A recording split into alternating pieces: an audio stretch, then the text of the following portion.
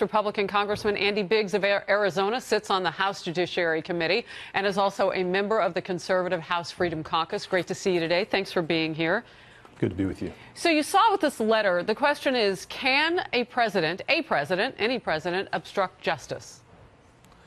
Well, I think that was what they claimed in the Nixon case, but in this particular instance, if you look at 18 U.S.C. 1501 to 1510, you're not going to find anything here that's obstructing justice because none of the predicate elements of the offense are even met. So I think that Robert Mueller and his team and those who are claiming that are premature. And certainly, I suppose that a president may obstruct justice if he's acting corruptly, taking bribes to do something like that. But short of that, then it's really hard for me to imagine that the chief of the executive branch is capable of obstructing justice. Congressman Biggs, what do you make of just the details in the letter as the predicate for not sitting down? What's your opinion?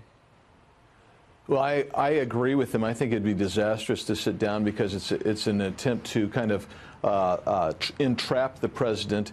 And I think what Jay Sekulow said in the letter was it shows a couple things. Number one, that the president's been extremely cooperative, not only providing a mountain of documents, but even on occasion waiving privilege that he could otherwise claim.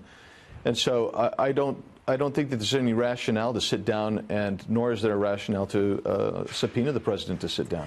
And what do you make of this notion of the president being able to pardon himself? Everything from what I've read and legal experts I've talked with have said, well, yes, the president could do that.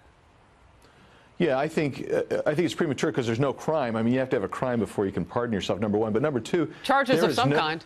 Yeah, exactly. And you don't have that. The second thing is, if you look at it, there's no constitutional constraint on the power to pardon of the president. And so I think that there's a constitutional authority for the president to pardon himself. I think it'd be highly unlikely, and in this case, certainly unnecessary. Well, you heard Rudy Giuliani say it could lead to impeachment. I mean, politically, it could be very explosive.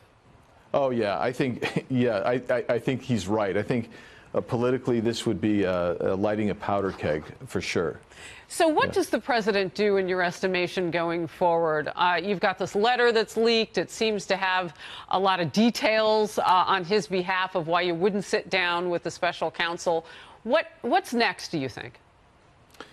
Well, I think Robert Mueller and his team are so entrenched. They've spent so much money. They've got to produce a result of some kind.